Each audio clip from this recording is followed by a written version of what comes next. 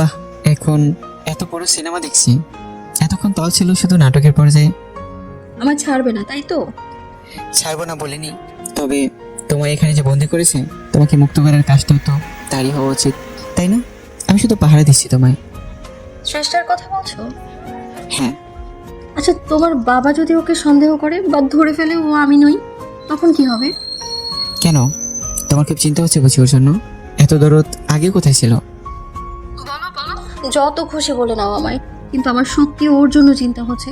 এটা তুমি বিশ্বাস না করলেও আমার চিন্তা পাল্টে যাবে না। ভাট কম বকো, যা দিয়েছি খেয়ে উদ্ধার করো। তোমার মেরে জেলে দিতে চাই না আমি। তুমি যতক্ষণ আমায় ক্ষমা না করবে, আমায় বিশ্বাস না করবে, আমি কিচ্ছু খাবো না, না খেয়ে মরে যাবো দরকার হলে। আবার নতুন নাটক? ক্লান্ত হয়ে যাচ্ছি তোমার নাটক দেখতে দেখতে। করে নাও, এখন তো অপমান ছাড়া আর কিছুই জুটবে না আমার ভাগ্যে, জানি তো আমি। আমি তখন কিছু বলতে যাব, ঠিক তখনই কলিং বেল বেজে উঠলো। নিশ্চয়ই শ্রেষ্ঠা এসেছে। এই সময় ওছাড়া আর কারো আসার কথা না এখানে। স্টোর রুমের দরজা বন্ধ করে ড্রয়িং রুমের দিকে চলে গেলাম আমি। তারপর দরজা খুললাম। দরজা খুলতে দেখি সামনে বাবা দাঁড়িয়ে আছে। বাবাকে এই সময় বাড়িতে দেখে প্রচণ্ড ভয় হতে লাগলো আমার। এই সময় ওনার বাড়িতে আসাটা মোটেও ঠিক হলো না। এখন নকল শ্রেষ্ঠ অর্থাৎ প্রজ্ঞাকে বাড়িতে বন্দি অবস্থায় দেখে ফেললে কি হবে, সে ভয়ে হাত পা কাঁপছে আমার। কি হলো, আমাকে দেখে যেন ভয় পেয়ে গেলি? কি ব্যাপার? ভয় পাবো কেন, কি যে বলো না, ভেতরে আসো। ষষ্ঠটা কবে ফিরবে, কিছু বলে গেছে তোকে? না, কিছু বলে যায়নি। ও, আমাদের কথা শেষ হতে না হতেই উপরের রুম থেকে একটা চিৎকারের শব্দ ভেসে আসলো। আমি বেশ বুঝতে পারলাম কণ্ঠস্বরটা প্রজ্ঞান, আর কারণে প্রদবেশ মেয়েটা ঠিক একটা ঘটনা ঘটিয়ে ছাড়লো। এদিকে বাবা হকসে ঘটলেন শব্দটা শুনে। কি হলো, ওপারের রুম থেকে চিৎকারের আওয়াজ ভেসে আসলো কার? কি যে বলো না, কার চিৎকারের আওয়াজ আসবে ঘর থেকে? এই বাড়িতে আমি আর তুমি ছাড়া কে আর আছে? কিন্তু আমি যে স্পষ্ট শুনতে পেলাম। আরে ভুল শুনেছো, না মানে ভুল বলতে হয়তো বুঝতে ভুল হয়েছে তোমার। কি বলছিস কি তুই? শব্দটা হয়তো পাশের বিল্ডিং থেকে এসছে। কেন, এরকম কিছু কি হতে পারে না? হ্যাঁ, ঠিক বলছিস, তাও হতে পারে। আচ্ছা যাক সে কথা, এখন চল ফ্রেশ হয়ে আসি একটু। ঠিক আছে, যাও। বাবা এই সময় বাড়িতে চলে আসায় বিশাল ঝামেলায় পড়ে গেছে আমি। একবার রেস্টুরেন্টে নকল চেষ্টাকে বন্ধু অবস্থায় দেখতে পেলে সর্বনাশ ঘটবে। জানি না তখন আমি কি করে সামাল দেবো। এই ভেবে সোফার উপরে বসে পড়ি আমি। না, একবার উপরে যেতে হবে, তখন না হয় কোনো একটা অজুহাত দিয়ে কাটিয়ে দিয়েছে নিজেকে। কিন্তু বারবার তো আর এক অজুহাত শুনবে না কেউ। ভুলটা আমারই। ওর মুখটা বেঁধে রেখে আসলে এই ফালতু টেনশনে বই বেড়াতেই হতো না। এখন উপরে গিয়ে তাই করতে হবে, যাতে ও আর ঝামেলা না করতে পারে। এই ভেবে সোফা ছেড়ে উঠে পড়ি আমি। উঠে দাঁড়াতে দেখি বাবা পাটি পাটি এগিয়ে আসছে আমার দিকে। উনি হয়তো ভাবতে পারিনি আমি দেখে ফেলবো তাকে। আর ডানারটা পেছনে লুকোনো। আমার দিকে অপলক দৃষ্টিতে তাকিয়ে ধীরে ধীরে এগিয়ে আসতে লাগলো। আমি তার এই আচরণে বেশ ভীত সশস্ত্র হয়ে পড়ি, আর তার মতিগতি ঠিক বুঝতে পারছি না। বাবা, কি হলো, কিছু বলবে? কি হলো, কোনো কথা বলছো না কেন? কিছু তো বলো। আমার কোনো প্রশ্নের উত্তর না দিয়ে একেবারে আমার নিকটে চলে আসলো সে। ওনার এই আচরণে পুরো হতভঙ্গ হয়ে গেছে আমি। পিছন থেকে সে নিজের হাতটা বের করে আনলো এক পর্যায়ে, তার এক হাতে লোহার রড। আমাকে কিছু বুঝে ওঠার সুযোগ না দিয়ে রডটা দিয়ে সজোরে আমার মাথায় একটা আঘাত করলো। আঘাত করে মেঝেতে ফেলে দিল আমায়। যদিও তখন আর কিছু ভাবার পরিস্থিতিতে নেই আমি, তবে এতটুকু বুঝতে পারছি বাবা নিশ্চয়ই নকল চেষ্টাকে দেখে ফেলেছে, আর ওই হয়তো সবটা জানিয়ে দিয়েছে তাকে। এই লোহার রডটা স্টোর রুম ছাড়া আর কোথাও থেকে পাওয়া যাওয়ার কথা না। তার মানে আমার ধারণা সত্যি। চারপাশটা অন্ধকার হয়ে আসতে লাগলো আমার। বুঝতে পারলাম জ্ঞান হারাতে চলেছি আমি। এরপর আর কিছু মনে নেই। চোখ মেলে দেখতে পাই স্টোর রুমে হাত পা বাঁধা অবস্থায় বন্ধ হয়ে পড়ে আছি আমি। নকল চেষ্টা নেই, শুধু আমি একা। আসলে মেয়েটা আবারও আমাকে ধোঁকা দিল। ওকে বিশ্বাস করাটাই ভুল হয়েছে আমার। যদি ওর সামান্যতম পরিবর্তন আসতো, ওর ভাবনায় আমার সাথে কিছুতে এটা করতে পারতো না। টের পেলাম কেউ আসছে রুমের দিকে। একটু পরে দেখলাম সে আর কেউই নয়। বাবা এসে আমার সামনে একটা চেয়ারে বসলো। তার হাতে একটা পিস্তল। পিস্তলটা পকেট থেকে বের করে আমার সামনে টেবিলের উপর রাখলো।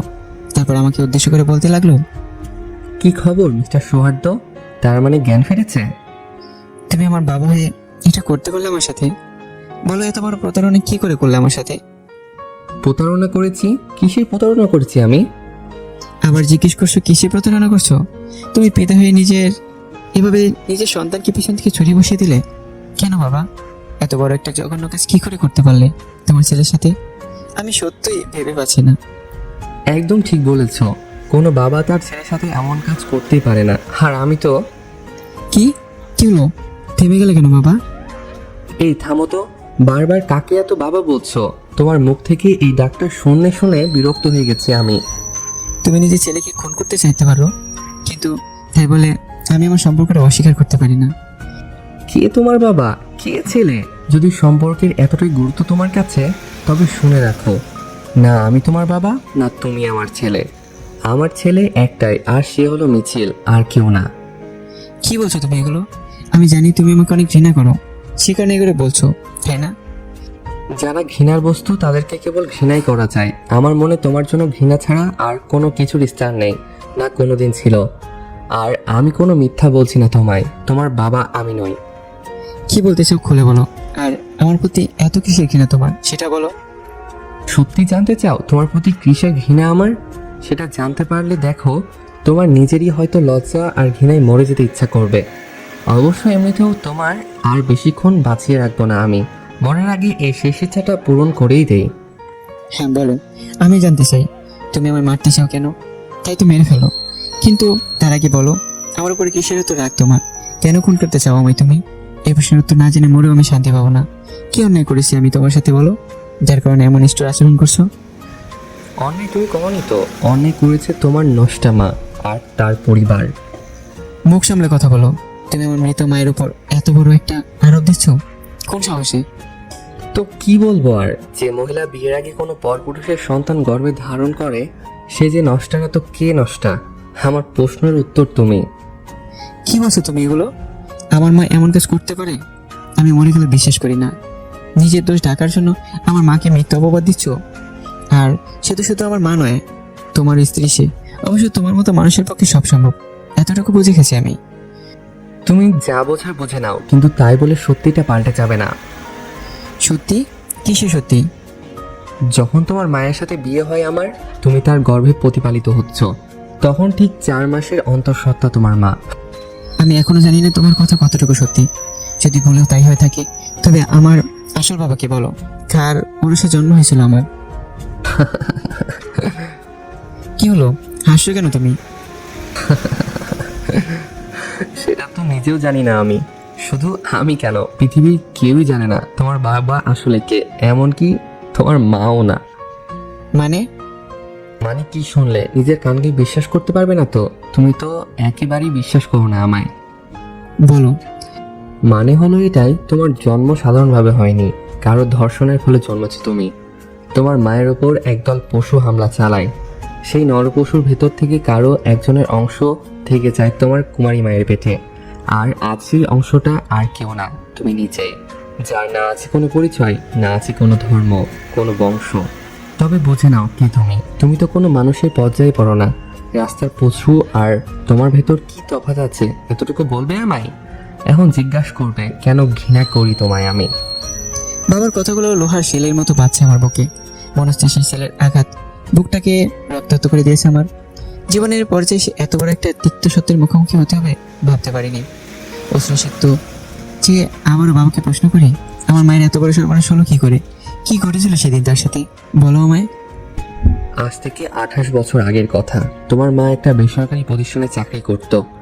আর্থিক অবস্থার দিক থেকে তার পরিবার খুব একটা সচ্ছল ছিল না, তাই বাধ্য হয়ে এই পেশা বেছে নিয়েছিল তোমার মা।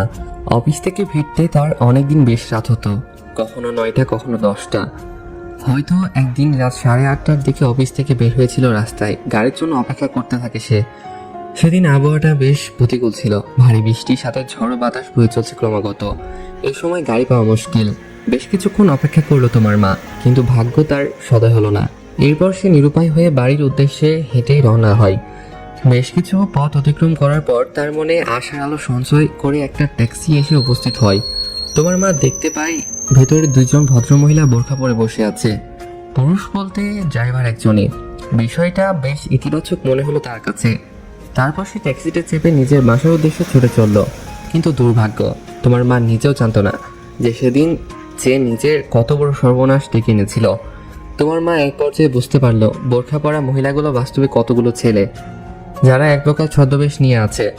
বাইরে ঝড় বৃষ্টি আর ভেতরে নিজেকে এতগুলো ছেলের মাঝে একটা আটকা জায়গায় একলা দেখে ঘাবড়ে যাওয়াটা স্বাভাবিক। সে চেষ্টা করে গাড়ি থেকে নেমে যাওয়ার, কিন্তু তাকে সেই সুযোগ দেওয়া হলো না। একজন লোক তোমার মাকে টান দিয়ে নিচের ওপর ফেলে দিল। কি কি অসভ্যতা আছে, ছাড়ুন বলছি আমায়। ড্রাইভার, তুমি কি দেখতে পাচ্ছ না এসব? গাড়ি থামো বলছি। কথা না শুনলে আমি কিন্তু চিৎকার করব। চিৎকার করবি? তোর চিৎকার কে শুনবে এত রাতে? না, তোমরা এটা করতে পারো না আমার সাথে। আমি কোনো রকম একটা চাকরি করে বাবার সংসার চালাই, ভদ্র করে মেয়ে আমি। দয়া করে আমার ইজ্জত নষ্ট করো না, তোমাদের পায়ে পড়ি, ছেড়ে দাও। আর কতকাল বাবার সংসারে খাটবি? এবার না হয় আমাদের জন্য একটু খাট, নে খুশি কর আমাদের সবাইকে। না, আমি এসব করতে পারবো না, মরে গেলেও করতে পারবো না। তুই পারবি না, কিন্তু আমরা তো পারবো। চল, তোকে কিছু করতে হবে না, যা করার আমরাই করছি। তোমার মা গুন্ডাগুলোর নোংরা কথা সহ্য করতে না পেরে ঠাস করে চর বসিয়ে দিল একজনের গালে। এতে ওরা আরো বেশি ক্ষেপে যায় এবং হিংস্র হয়ে ওঠে। এরপর যা হবার তাই হয়েছে। চলন্ত গাড়িতে বসে তোমার মা সেদিন কতগুলো গুন্ডার হাতে ধর্ষণ হয়। গাড়ির ড্রাইভারও ওদের দলেই ছিল, তার হাত থেকেও ছাড় পায়নি তোমার মা। আর তুমি সেদিনের সেই গুন্ডাগুলোর ভিতরেরই কারো পাপের ফল। হয়তো সেই ড্রাইভারের, নয়তো তার যাকে চর মেরেছিল তোমার মা, নয়তো অন্য কারোর। কথাগুলো শুনছি আর চোখ বেয়ে জল গড়িয়ে পড়তে লাগলো। যে ছেলেকে নিজের কানে তার মায়ের দর্শন আবার গল্প শুনতে হয়, জানি না কোন পাপ করেছিলাম যার জন্য সৃষ্টি করতে এত বড় শাস্তি দিচ্ছে আমায়। তবে যাই ঘটুক না কেন, আমার মৃত মায়ের উপর যে এতটুকু সম্মান বা শ্রদ্ধা কমে যায়নি আমার। বিপরীতে এখন আফসোস হচ্ছে আমার, তার এত বড় ত্যাগের উপযুক্ত মর্যাদা দিতে পারেনি তাকে।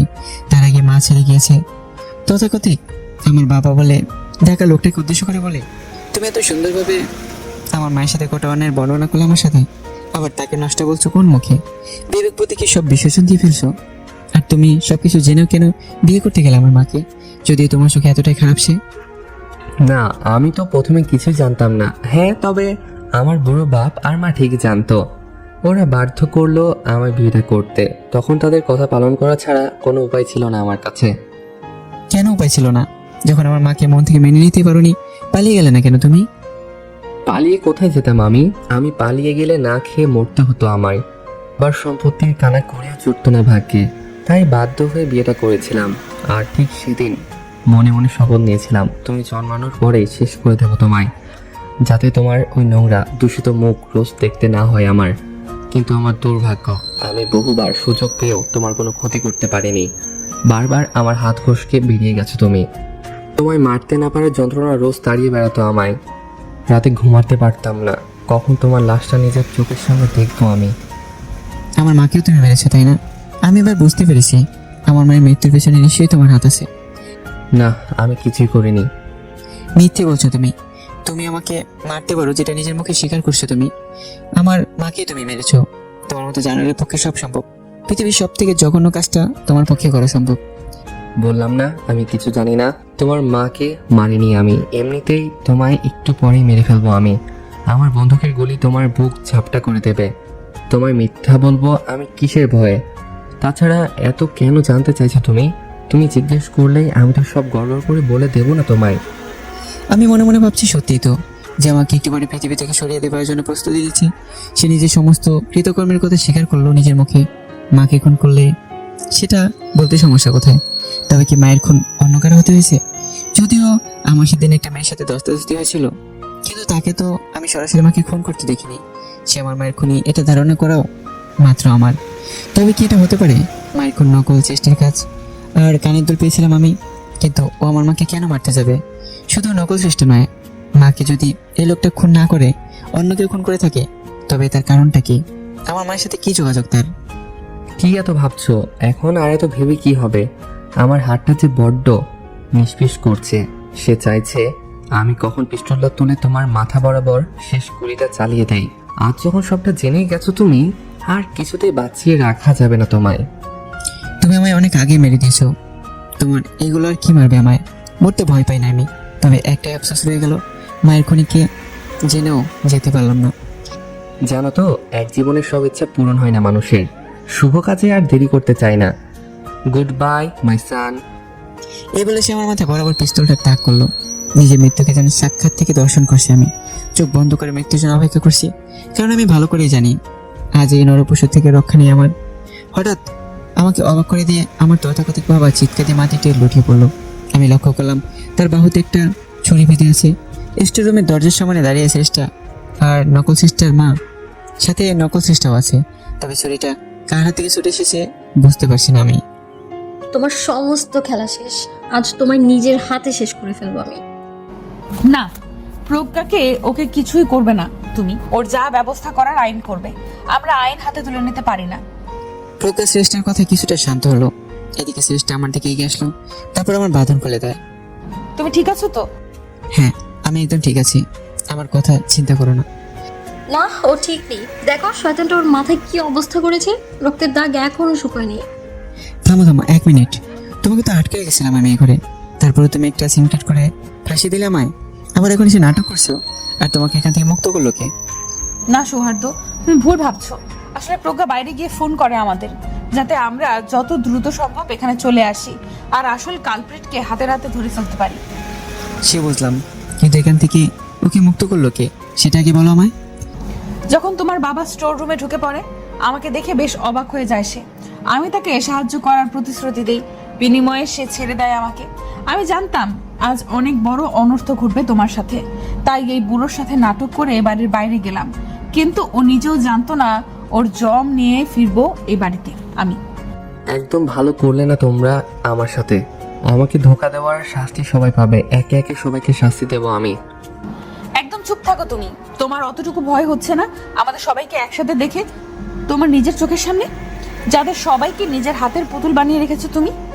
আমাদের সবাইকে ঠকিয়েছো তুমি শুধুমাত্র নিজের স্বার্থে। আজ তো নিস্তার নেই তোমার। দেখো কি করি তোমার সাথে আমরা। আমি দেখতে পাচ্ছি সৃষ্টির চোখে ক্রোধের আগুন। শুধু সৃষ্ট নয়, প্রজ্ঞা চোখ বেয়ে আগুন লাভা বেরিয়ে আসবে। সত্যিই তো, আমার কথা বাদ দিলাম, ওদের দুজনের জীবনটা নষ্ট হয়েছে শুধুমাত্র একটা লোকের জন্য। পৃথিবীতে মানুষ সবকিছুর সাথে আপোষ করতে পারে, তবে নিজের জীবনের সাথে নয়। সৃষ্টির প্রজ্ঞাকে দেখে মনে হচ্ছে ওরা বাবাকে গিলে খাবে। প্রজ্ঞার মা পাশে দাঁড়িয়ে আছে, তার মুখে কোনো কথা নেই। তোমরা আমার কিছুই করতে পারবে না, আর আজকে যেটা সবাই মিলে করলে আমার সাথে, এর ফল ভোগ করতে হবে তোমাদের। আগে নিজেকে তো বাঁচাও, তারপরে আমাদের কথা ভাবো। এমন অবস্থা করব তোমাদের সারা জীবন জেলে পচে মরলেও শাস্তি শেষ হবে না তোমার। তুমি নিজেও জানো কতগুলো অপরাধ করেছো তুমি। এর শাস্তি কি হতে পারে ধারণা আছে তোমার? সৃষ্টির কথায় বাবা চুপ করে রইল, কারণ সেই মুহূর্তে বলার মতো কিছুই ছিল না তার। আমি তার মুখে ভয়ের সব স্পষ্ট দেখতে পাচ্ছি। নিজের দুর্বলতা ডাকতে বিভিন্ন ধরনের হুমকি ধামকি দিচ্ছে সবাইকে, আর কিছু না। এত কিছুর পরেও লোকটা এতটুকু শুধরালো না। এটাই আফসোস, যে অপরাধ করেছে যদি তার ভেতর অনুশোচনা বোধের জন্মই না হয়, আমরা কি বা করতে পারবো? আর আইনি বা কি করতে পারবে? এরপর বাসায় পুলিশ ডাকা হলো। আমাকে বন্দি করে খুনের অপরাধী চেষ্টা করার গ্রেপ্তার করলো তাকে। তবে শুধু এটাই তার অপরাধ নয়, একটা মেয়েকে প্ররোচিত করে অন্ধকার জগতের দিকে ঠেলে দেওয়া আইনের চোখে জঘন্যতম একটা অপরাধ। এর বিচারও হবে বাবার, সব অপরাধের বিচার হবে, যা শুধু এখন সময়ের অপেক্ষা। এর 2 দিন পর যখন বিকেলবেলা বাড়ির সাথে দাঁড়িয়ে আছি, আমি দেখতে পাচ্ছি মাথার উপর থেকে ধকল সব সারি বেঁধে উড়ে গেছে। কতটা শৃঙ্খলাবোধ তাদের সবার ভিতরে, যে যার জায়গায় স্থির থেকে উড়ে গেছে। দেখলে মন জুড়ে যায়। পৃথিবীতে মানুষ নামক প্রাণীর ভিতরেই বোধ হয় ন্যায় আর শৃঙ্খলাবোধের বড্ড অভাব। আমার তথাকথিত বাবা জেলে তার কৃতকর্মে শাস্তি ভোগ করছেন। বাবার সমস্ত রহস্য আমার কাছে জলের মতো পরিষ্কার। এবার আমার মায়ের খুনির রহস্য ভেদ করার অপেক্ষা। জানি না কখন আর কবে সে সত্যি আমার সামনে আসবে। মায়ের মৃত্যুতে বাবার কোনো হাত আছে কিনা এখন পর্যন্ত জানি না আমি। যদি সত্যি তাই হয়ে থাকে, তবে আমার কাছে আরও বেশি মুশকিল হয়ে যাবে। অন্যদিকে নকল চেষ্টা, অর্থাৎ প্রকাশ্যেও আমার সন্দেহের বাইরে ছিল না। কিন্তু সমস্যা হলো, যাকে সন্দেহ করি না কেন, কারো বিরুদ্ধে উপযুক্ত প্রমাণ নেই আমার কাছে। জানি না কি করে মায়ের খুনি পর্যন্ত পৌঁছাবো। হঠাৎ ফোনের ক্রিং ক্রিং শব্দে আমার ভাবনা ছেদ পড়লো। পকেট থেকে ফোনটা বের করতে দেখি গেট দারোয়ানের কল। বেশ কিছুদিন গ্রামের বাড়িতে গিয়েছিল, গতকালই ফিরে এসছে। কলটা রিসিভ করলাম। স্যার, একটু নিচে আসেন। কেন, কি হয়েছে? একটা পার্সেল এসেছে। পার্সেল এসেছে? কিসের পার্সেল? সেটা তো না খুলে বলতে পারবো না আমি। আপনি নিচে এসে নিয়ে যান। ঠিক আছে, তুমি ওয়েট করতে বলো, আমি এখনই আসছি। ফোনটা রেখে দ্রুত গ্রাউন্ড ফ্লোরের দিকে গেলাম। গিয়ে দেখি গেট দারোয়ান একটা খাম হাতে নিয়ে দাঁড়িয়ে আছে। আমাকে দেখে আমার দিকে এগিয়ে এলো সে। স্যার, এই যে চিঠিটা। কি এটা? এটা পার্সেল? হ্যাঁ স্যার, এটাই তো দিয়ে গেলেন। দিয়ে গেলেন মানে? যে এটা নিয়ে এসছে সে কোথায়? সে তো চলে গেছে স্যার। চলে গেছে? এভাবে হয় নাকি? পার্সেলে ডেলিভারি ক্ষেত্রে কিছু প্রোটোকল থাকে, উনি সেগুলো নামিয়ে চলে গেলেন। অদ্ভুত। আমি বলেছিলাম তাকে, আর স্যার ওনাকে দেখে মনে হলো না উনি প্রফেশনাল কেউ। আচ্ছা যাই হোক স্যারও, তবে তোমার তাকে চলে যেতে তো ঠিক হয়নি। চিঠিটা দারোয়ানের সামনে বসে খুলতে মন চাইলো না, তাই আবার চিঠিটা নিয়ে ছাদে গেলাম। চিঠিটা খুলতেই বুকটা ধুকপুক করতে লাগলো, না জানি কি আছে চিঠির ভিতরে। তারপর এরকম একটা অন্য চিঠি। চিঠিটা খুলে নিজের সামনে ধরলাম, তারপর চোখের সাহায্যে পড়তে থাকি। কি ব্যাপার, কেমন আছো? ভালো নেই নিশ্চিত? খুব চিন্তার ভিতর দিয়ে যাচ্ছ তাই না? আমি জানি কি নিয়ে তো চিন্তা তোমার। এই চিন্তা মাথা থেকে দূর না হওয়া পর্যন্ত শান্তি পাচ্ছ না তুমি। তবে জানো কি, আমার কাছে তোমার চিন্তার উপশম আছে। আজ রাতে চলে এসো, ঠিক 10:45টার পরে। চিঠির অপর প্রান্তে ঠিকানা লেখা আছে। আশা করি জায়গা এখনো ভুলে যাওনি, আর ভুলে যাওয়ার কথাও না। লেখাগুলো দেখে বেশ অবাক বনে গেলাম। বেশ আগ্রহভাবে চিঠির উপর প্রান্তে চলে যাই। সেখানে মোটা কালিতে ঠিকানা দেওয়া আছে। ঠিকানা দেখতে চোখ ছাড়া কপাল উঠে গেল আমার। সরাসরি যেন অদ্ভুত চাকুনি দিল। এ আর অন্য জায়গা নয়, আজ থেকে 1 বছরের বেশি সময় আগে যে জায়গায় আমার মায়ের খুন হয়েছিল সেই জায়গারই ঠিকানা। আর সময়টা 10:45। সেই রাতে 10:45টার দিকে আমার মায়ের খুন হয়েছিল। তার মানে এই চিঠির সাথে আমার মায়ের খুনের কোনো না কোনো যোগাযোগ আছে। তা না হলে এতগুলো পয়েন্ট এভাবে মিলে যাবে কেন? এক প্রকার আশ্চর্য রকমের উত্তেজনা কাজ করছে আমার ভেতর। এক্ষুনি শ্রেষ্ঠের সাথে এই বিষয়ে কথা বলতে হবে। এইভাবে শ্রেষ্ঠ রুমের দিকে ছুটে গেলাম। আমি জানি ও আমার মতোই অবাক হয়ে যাবে চিঠিটা দেখে। আর তাছাড়া আমার মায়ের খুনিকে শনাক্ত করতে পারলে আমার থেকে শ্রেষ্ঠ বেশি খুশি হবে। আমি জানি ওর থেকে বড় শুভাকাঙ্ক্ষী আমার জীবনের কি আছে। কিন্তু এসে দেখতে পাই শ্রেষ্ঠ নেই ও রুমে। পুরো বাসা তন্ন তন্ন করে খুঁজলাম, কেউই কোথায় নেই। কি ব্যাপার বুঝলাম না। শ্রেষ্ঠ আমাকে না বলে বাসা থেকে বেরিয়ে যাবে এই পাত্রী তো নয়। ওর এই আচরণে অবাক না হয়ে পারছে না। একটা কাজ করা যায়, ও বাসা থেকে বেরিয়ে গেলে গেট ধরার নিশ্চয়ই তো জানার কথা। ওকে জিজ্ঞেস করলে হয়তো কিছু জানতে পারবে। শ্রেষ্ঠের ফোনে একটু সমস্যা আছে, তাই ফোন দিয়ে লাভ হবে না। তাছাড়া প্রজ্ঞার মা একটু বাইরে গিয়েছে দুপুরের পর। গ্রাউন্ড ফ্লোরে যাওয়ার জন্য দরজার দিকে পা বাড়ালাম। ঠিক তখন শ্রেষ্ঠের ঘরে ঢুকে পড়লো। আমাকে আচমকা দেখেই যেন অবাক হয়ে গেল। কি হলো শ্রেষ্ঠা, কোথায় গিয়েছিলে? সে কখন থেকে খুঁজে মরছি তোমায়। একটু বাইরে গিয়েছিলাম, কাজ ছিল। কি হলো শ্রেষ্ঠা, ঠিক আছো তো তুমি? তোমাকে বিচলিত লাগছে কেন? কি যে বলো না, আমি ঠিক আছি। আচ্ছা বসো, একটা জরুরি কথা বলার আছে তোমাকে। কি জরুরি কথা বলো? এই চিঠিটা দেখো। এই চিঠির লেখাগুলোর সাথে আমার মায়ের মৃত্যুর একটা অদ্ভুত কানেকশন আছে। পড়ে দেখো এটা তুমি। এইমাত্র চিঠিটা হাতে এলো আমার। মনে হচ্ছে মায়ের খুনিকে খুব তাড়াতাড়ি ধরে ফেলতে পারবো আমরা। এই বলে চিঠিটা শেষটার দিকে এগিয়ে দিলাম, কিন্তু এই যেন খুব একটা অবাক হলো না। চিঠিটা দেখে যতটা অবাক হওয়ার কথা ছিল, আমার এমন মনে হচ্ছে এই চিঠিটার ব্যাপারেও আগে থেকেই অবগত, তাই এতটা স্বাভাবিক আচরণ করতে পারছে। কিন্তু সেটা কি করে সম্ভব? কিন্তু পরক্ষণে মনে হলো অতিরিক্ত টেনশন আর উত্তেজনা বশত আমি বোধহয় একটু বেশি ভাবছি চেষ্টাকে নিয়ে। আর যাই হোক, পৃথিবী উল্টে গেলেও আমার মায়ের খুনের ব্যাপারে চেষ্টাকে সন্দেহ করতে পারি না আমি। আসলে পাশের মানুষদের সন্দেহ করতে করতে আমার মনে সন্দেহের বীজ দানা বেঁধে আছে, যাকে তাকে সন্দেহ করে ফেলছি। তবে যাই হোক না কেন, এটা ঠিক আজ রাতে ওই জায়গায় কিছু একটা ঘটতে চলেছে আমার সাথে। হয়তো ভালো কিছু, নয়তো অন্যরকম কিছু একটা তো অপেক্ষা করছেই। রাত 10টার দিকে আজ থেকে 1 বছর আগে যেখানে আমার মায়ের খুন হয়েছিল সেই স্থানে উপস্থিত হলাম। জানি না এখানে কে ডেকেছে আমায়। দাঁড়িয়ে দাঁড়িয়ে তার জন্য অপেক্ষা করে যাচ্ছি। একটু পর দেখতে পাই আমার অদূরে কেউ দাঁড়িয়ে আছে। শীতের রাত, কুয়াশার সাথে চারদিক ঘিরে আছে, তাই দূর থেকে তার ছায়া ছাড়া আর কিছুই দেখতে পারছি না। সেই ব্যক্তি কোনো প্রকার শব্দ উচ্চারণ করছে না, নীরবে দাঁড়িয়ে আছে আমার সামনে। তার এই আচরণে আরো বেশি অবাক করে দিচ্ছে আমায়। কে তুমি? কথা বলছো না কেন? এই বলে এগিয়ে যেতে শুরু করে তার দিকে। অমনি সে আমাকে আটকে দেয়, নিজের হাত দিয়ে আমাকে তার কাছে যেতে বারণ করে। ঠিক আছে, আমি আসছি না তোমার কাছে, কিন্তু তুমি আমাকে এখানে কেন ডেকেছো সেটা তো বলো। মনে পড়ে এই জায়গার কথা? আজ থেকে 1 বছরের কিছুদিন আগে কি হয়েছিল এই জায়গায়? হ্যাঁ মনে আছে। আজ থেকে ঠিক 1 বছর আগে এই জায়গায় আমার মায়ের খুন হয়েছিল। তাকে খুন করে এই ব্রিজের উপর দিয়েই নিচে নদীতে ফেলে দেওয়া হয়েছিল। বাহ, কিছুই ভুলুনি দেখছি। সেদিন যে খুন হয়েছিল সে আমার মা হয়, যার গর্ভ থেকে জন্ম হয়েছিল আমার। তোমার কি মনে হয় কেউ নিজের মায়ের মৃত্যুর ঘটনা এত সহজে ভুলে যেতে পারে? ঠিক বলেছ। জীবনে মানুষের সাথে কখনো কখনো এমন কিছু ঘটে যা চাইলেও সে ভুলতে পারে না। তার ভেতরে তোমার মায়ের মৃত্যুর ঘটনা অন্যতম। তুমি আমাকে এখানে কেন ডেকেছো বললে না কিন্তু। বলবো, আজকে সবকিছু বলার জন্য তো ডেকেছি তোমায়। তো এত সময় নিচ্ছ কেন? বলো কেন ডেকেছো আমায়? মেয়েটার কথাগুলো শুনে আবারও বিস্ময় হয়ে উত্তেজনা ঘিরে ধরলো আমায়। মনে মনে যা ভেবেছিলাম তাই হতে চলছে। ওর সাথে আমার মায়ের মৃত্যুর সম্পর্ক আছে নিশ্চিত, কিন্তু মেয়েটার পরিচয় না জেনে আমি ওর সাথে এই বিষয়ে কথা বলতে চাইছি না। কে তুমি? তুমি এত কিছু কি করে জানো? আগে নিজের পরিচয় দাও। আমার পরিচয় জানাটা জরুরি নয়, তবে হ্যাঁ, তোমাকে আমার পরিচয় নিশ্চয়ই দেব। না, এখন বলতে হবে কে তুমি। তুমি আমার মায়ের মৃত্যুর রহস্য জানাতে এসেছো তাই না? তবে শুনে রাখো, আমি আগে তোমার আসল পরিচয় জানবো, তারপরে তোমার সকল কথা শুনবো, তার আগে নয়। যদি এমনটা হয় তবে শোনো, আমি সেই মানুষ যার হাতে তোমার মায়ের খুন হয়েছিল। আমার মায়ের খুন তোমার হাতে হয়েছিল? দেখো, আমি তোমার কথা বুঝতে পারছি না কিছু। যদি তাই হয়ে থাকে, তুমি এতদিন কোথায় ছিলে, আর এতদিন পরেই বা কেন এলে? বলবো, আজকে সব বলবো তোমায়। আমিও চাই নিজের ভরাক্রান্ত মনকে হালকা করতে, নিজেকে অন্তর্দহন থেকে নিস্তার দিতে। তবে এই সমস্ত কিছু তখনই সম্ভব হবে যখন তুমি আমার দেওয়া শর্তটা মানবে। শর্ত? কিসের শর্ত? আগে কথা দাও, তুমি আমার শর্ত পালন করবে, কোনো প্রশ্ন করবে না। আর আমি জানি সেটা সম্ভব তোমার কাছে। তুমি হয়তো এখনো বুঝতে পারছো না মায়ের খুনের রহস্য জানার জন্য কতটা মরি হয়ে আছি আমি দীর্ঘ 1 বছর ধরে। বলো, কি শর্ত তোমার? তোমার সকল শর্ত মানতে আমি রাজি। এই পিস্তলটা নাও। পিস্তল কেন?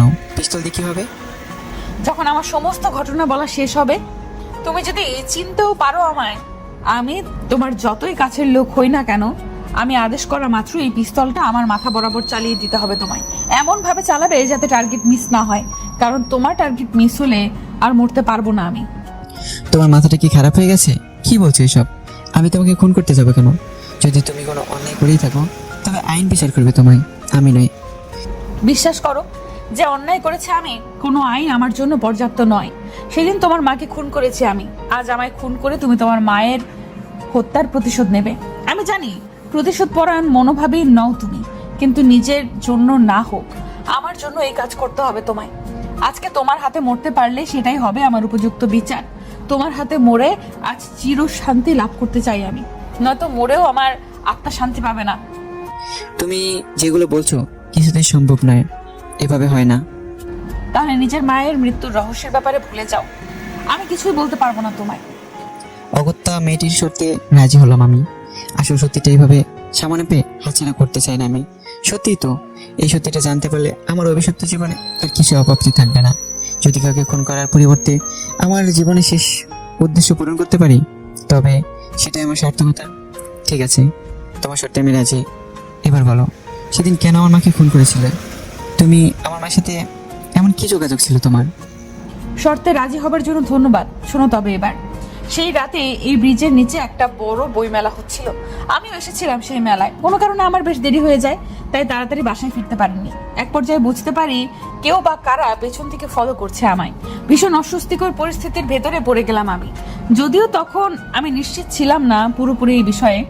যখন বাসায় ফেরার জন্য নিজের মনস্থির করলাম, তখন আমার ধারণা সত্যি প্রমাণিত হয়। দেখতে পাই 4-5 জন লোক পেছন থেকে আমার উপরে নজর রাখছে। তখন মেলা শেষের পর্যায়ে একটা সাংস্কৃতিক অনুষ্ঠান হচ্ছিল। বেশিরভাগ মানুষ সেই অনুষ্ঠান দেখতে ব্যস্ত ছিল। যখন আমি মেলা থেকে বেরিয়ে আসতে যাব, ঠিক তখন আমায় কিছু বুঝে ওঠার আগে কিছু সুযোগ না দিয়ে এই লোকগুলো ধাওয়া করা শুরু করলো। আমি আদৌ জানতাম না তারা কারা আর ঠিক কোন কারণে ধাওয়া করছে আমায়। এরপর দেখতে পাই সেই গুন্ডার দলদের সাথে একজন মহিলাও আছে। যদিও অন্ধকারে তার ফেসটা সেইভাবে দেখতে পাইনি আমি। গুন্ডাগুলোদের ভেতরে একজন আমায় উদ্দেশ্য করে একটা ছুরি ছুঁড়ে মারলো। যদিও একটুর জন্য তাদের লক্ষ্য ব্যর্থ হয়, সাথে সাথে ছুরিটা কুড়িয়ে নেই আমি। তারপর ছুটতে ছুটতে একটা ঢিবির পিছনে গিয়ে লুকাই। আমি বহুবার চেষ্টা করেছি মেলার শোয়ের স্টেজের জায়গায় যেতে, কিন্তু গুন্ডাগুলো কিছুতেই যেতে দেয়নি আমায়। এক পর্যায়ে সবার পায়ের আওয়াজ থেমে গেল। আমি ভাবলাম হয়তো সবাই সরে পড়েছে, তাই ধীরে ধীরে ঢিবির পেছন থেকে বেরিয়ে আসি। অমনি একটা মহিলার সাথে ধাক্কা লাগে আমার। ভয় আর আতঙ্কে সে সময় মাথা কাজ করছিল না আমার। আর কোনো কিছু না ভেবে ছুরিটা সোজা সেই মহিলার পেট বরাবর চালিয়ে দিলাম। মুহূর্তেই মাটিতে লুটিয়ে পড়লো সে। তারপরে বুঝতে পারি আমি কত বড় একটা ভুল হয়ে গেছে আমার দ্বারা। ইনি আসলে সে নন যে ওই গুন্ডাগুলোর দলে ছিল, সে ছিল তোমার মা। এই ঘটনা হতবিম্বল করে দেয় আমায়। কি করব বুঝতে পারছিলাম না আমি। কিছুতেই মানতে পারছিলাম না আমার হাতে আমার হবু স্বামীর মায়ের খুন হয়ে গেছে। এইভাবে অনেকক্ষণ দ্বিধা দ্বন্দ্বে ভোগার পরে সিদ্ধান্ত নিলাম আমি পালিয়ে যাব, কারণ সেই মুহূর্তে সত্যটার মুখোমুখি হবার মতো সাহস হচ্ছিল না আমার। যে ভাবনা সেই কাজ। তোমার মায়ের লাশ ফেলে রেখে পালিয়ে গেলাম আমি। কাউকে কিছু জানতে দেইনি, বুঝতেও দেইনি। এই সত্যটা দীর্ঘ 1 বছর লুকিয়ে রেখেছি আমি। আমি জানি সজ্ঞানে না হলেও তোমার মায়ের খুনটা আমার হাতেই হয়েছে। আমি সেই অপরাধী, সকল শাস্তি শুধু আমার প্রাপ্য। এতক্ষণ অবাক হয়ে শ্রেষ্ঠার কথাগুলো শুনছিলাম। এতক্ষণে বুঝে গেছি আমার সামনে যে দাঁড়িয়ে আছে সে আর কেউ নয়, শ্রেষ্ঠা নিজেই। তার মানে আমার মায়ের খুন চেষ্টার হাতে হয়েছিল। হে সৃষ্টিকর্তা, এবার কোন কঠিন পরিস্থিতির মুখে দাঁড় করালে তুমি আমায়, আমি জানি না আর কোন কোন কঠিন সত্যের মুখোমুখি হতে হবে আমায়। চেষ্টার মুখে এত কিছু শোনার পরে একটা খটকা থেকে যায়, আর সেই খটকাটা হলো সেদিন রাতে আমি মাকে নিয়ে এই বইমেলা এসেছিলাম। হঠাৎ করে মাকে খুঁজে পাচ্ছিলাম না, তাই তাকে খোঁজার জন্য শহীদ স্টেজের পিছনে বেরিয়ে গেলাম। খুঁজতে খুঁজতে যখন ব্রিজের এখানে আসি, তখন দেখতে পাই কেউ আমার মাকে ব্রিজ থেকে নদীতে ফেলে দিচ্ছে। অন্ধকারে নিজের মাকে চিনতে ভুল করিনি আমি, অমনি ছুটে যায় ব্রিজের দিকে। ততক্ষণে ওরা ওদের কাজ করে দিয়েছে। আমাকে দেখে সবাই পালিয়ে গেলেও ব্রিজের উপরে একটা মেয়েকে ধরে ফেলে আমি, তার সাথে প্রচণ্ড ধস্তাধস্তি হয় আমার। এক পর্যায়ে মেয়েটি আমার আঘাত করে পালিয়ে যায়, কিন্তু ধস্তাধস্তি জের ধরে তার একটা কানের দুল থেকে যায় আমার কাছে। চেষ্টার কথা যদি সত্যি হয়, তবে সেখানে সেই রাতে কার সাথে ধস্তাধস্তি হয়েছিল আমার, কার কানের দুল চলে এসেছিল আমার হাতে। এদিকে চেষ্টা নিজের মুখে স্বীকার করেছে খুনটা ওই করেছে, অন্যদিকে আমি নিজের চোখে যেটা দেখেছি সেটা অস্বীকার করি কি করে? সবকিছু তাল করে পাকিয়ে যাচ্ছে। না, চেষ্টার কথা অবিশ্বাস করতে পারছি না নিজের চোখকে। কি হলো সৌহার্দ্য, এত কি ভাবছো? এখনো কেন দাঁড়িয়ে আছো? শেষ করে দাও আমায়। তুমি কথা দিয়েছিলে আমায়, আমি সত্যিটা স্বীকার করার পরে আমার দেওয়ার শর্ত পালন করবে তুমি। এত বড় পরীক্ষা কেন নিচ্ছ আমায় তুমি চেষ্টা? আমি জানি তুমি আমার মাকে খুন করেছো, কিন্তু সেটা নিজের ইচ্ছাতে নয়। মানুষ নিজের অজান্তে অনেক কাজ করে, কিন্তু সেটা পাপ বা অন্যায় নয়, সেটা ভুল। তুমি কোনো অন্যায় করোনি, ভুল করেছিলে। তোমায় খুন করে আমি আমার মায়ের হত্যার প্রতিশোধ নিতে চাই না। তোমার কথায় সত্যিটা পাল্টে যাবে না। এই অসহ্য যন্ত্রণার বোঝা আর বয়ে বেড়াতে পারছি না। মৃত্যুদণ্ড দাও আমায়, নিস্তার দাও আমায়, প্লিজ, তোমার পায়ে পড়ে। না, এটা হয় না চেষ্টা। তুমি অযথা জেদ করো না, এইভাবে শাস্তি দিও না আমায়। তুমি কি চাও আমি নিজেই নিজেকে শেষ করে দেই? তাহলে তাই হবে। দাও আমাকে পিস্তলটা, দাও। তোমাকে কিছু করতে হবে না। হঠাৎ আমাদের দুজনের ভিতরে ছেদ পড়লো, একটা টর্চের আলো ফেললো কেউ আমাদের উপরে। মুহূর্তেই ঝলমল করে উঠলো চারপাশ। আমি দেখতে পাচ্ছি আমার সামনে প্রজ্ঞা এসে দাঁড়ালো, ওর অনেকটা পেছনে চেষ্টা। প্রজ্ঞাকে এই সময় এখানে দেখে অবাক হলাম আমি। প্রজ্ঞা তুমি? হ্যাঁ আমি তোমাদের দুজনের সকল কথা শুনেছি। তুমি এখানে আসলে কি করে? তোমায় ফলো করতে করতেই এসেছি। আমি জানি শ্রেষ্ঠার কথাগুলো শোনার পরে ঠিক কোন কোন প্রশ্ন ঘুরপাক খাচ্ছে তোমার মনে। সেদিন ব্রিজের উপর তোমার সাথে যার ধস্তাধস্তি হয় সে আর কেউ নয়, আমিই ছিলাম। আমার কানের দুল ছিঁড়ে চলে গিয়েছিল তোমার হাতে। এটা কি বলছো তুমি? সেদিন বইমেলাতে তুমি এসেছিলে? শুধু আমি নই, আমার সাথে আমার মাও এসেছিল, সাথে একদল গুন্ডা। কিন্তু আমরা বইমেলায় আসলেও বই দেখতে বা কিনতে আসিনি সেদিন, এসেছিলাম খুন করতে। খুন? তার মানে শ্রেষ্ঠাকে তোমরাই? হ্যাঁ আমরাই। আমি আর আমার মা চেয়েছিলাম শ্রেষ্ঠাকে পৃথিবী থেকে সরিয়ে দিতে, যাতে ওকে খুন করে ওর জায়গায় আমি বসতে পারি, ওর সকল সম্পত্তি আমরা আমাদের কুক্ষিগত করতে পারি। সেদিন মা গুন্ডা নিয়ে ধাওয়া করে শ্রেষ্ঠাকে, কিন্তু এরপর ওখানে দুর্ভাগ্যক্রমে তোমার মা চলে আসে। আমার মা ভেবে শ্রেষ্ঠা তোমার মাকে খুন করে ফেলে, আর সেটা মা আর তার দলবল দেখে ফেলে। সাথে আমিও ছিলাম। শ্রেষ্ঠা চলে যাওয়ার পর মা লক্ষ্য করে তার হ্যান্ডব্যাগটা খুঁজে পাচ্ছে না, হয়তো ছুটতে গিয়ে হারিয়ে গিয়েছে। এখন পুলিশ যদি এই জায়গায় খুন হয়েছে এটা জানতে পারে, তাহলে নিশ্চয়ই তল্লাশি চালাবে। তখন মায়ের সেই জিনিসটা খুঁজে পেলে বিশাল ঝামেলা হতে পারে। এমনিতেও আমরা চাইনি শ্রেষ্ঠ জেলে যাক, কারণ ও জেলে গেলে আমাদের বিশেষ কোনো লাভ হতো না। দেখতে যেহেতু একই রকম ছিলাম আমরা দুজন, তাই ওকে সরিয়ে নিজে শ্রেষ্ঠ সেজে সকল সম্পত্তি হস্তগত করতে চেয়েছিলাম, যা ও জেলে গেলে কখনোই সম্ভব হতো না। এভাবে আমরা সিদ্ধান্ত নেই লাশটা নদীতে ফেলে দিব, যাতে কেউ এই খুনের ঘটনা জানতেও না পারে। লাশ ফেলে দেবার সময় তুমিও কাকতালীয়ভাবে সেই জায়গায় এসে হাজির হলে। তারপরে ঘটনার কি বলবো, সবটাই তো তোমার জানা। এত বড় একটা কথা তোমরা লুকালে কেন আমার থেকে? তখন তোমার মাও কিছু বললো না কেন আমায়? ভয়ে ভয়ে আমরা সবটা লুকিয়েছিলাম তোমার থেকে, আইনের ভয়ে আমরা লুকিয়েছিলাম। তবে আর এখন সেই ভয়টা নেই আমাদের। অন্যের ক্ষতি চাইলে যে সেটা শাস্তি হয়ে নিজের দিকেই ফিরে আসে, সেই শিক্ষা তোমার বাবার থেকেই পেয়েছি। তুমি আর শ্রেষ্ঠ জীবনের মানে শিখিয়েছো আমাদের। তোমাদের ক্ষমাই আমাদের ফুলটা চোখে আঙুল দিয়ে ধরিয়ে দিয়েছে। জীবনে যা পাপ করেছি তার শাস্তি পাওয়ার সময় হয়েছে আমাদের সৌহার্দ্য। এমনিতেই সেদিনের ঘটনার পরে আমরা মা মেয়ে মিলে ঠিক করে নিয়েছিলাম তোমায় আর শ্রেষ্ঠাকে সকল ঘটনা খুলে বলবো, তারপর নিজেরাই আইনের হাতে ধরা দেব। কিন্তু আজ এই মুহূর্তে আমি এখানে উপস্থিত না থাকলে হয়তো আরো একটা অনর্থ ঘটে যেত। সেটা কি করে হতে দেই আমি? প্রজ্ঞার কথাগুলো যেন শুনে পাথর করে দিয়েছে চেষ্টাকে। ওর মুখে কোনো কথাই নেই। দীর্ঘ 1 বছর ধরে মায়ের মৃত্যু যন্ত্রণা ভোগ করে আসছি আমি। আজকে তার মৃত্যুর আসল রহস্য জানতে পারলাম।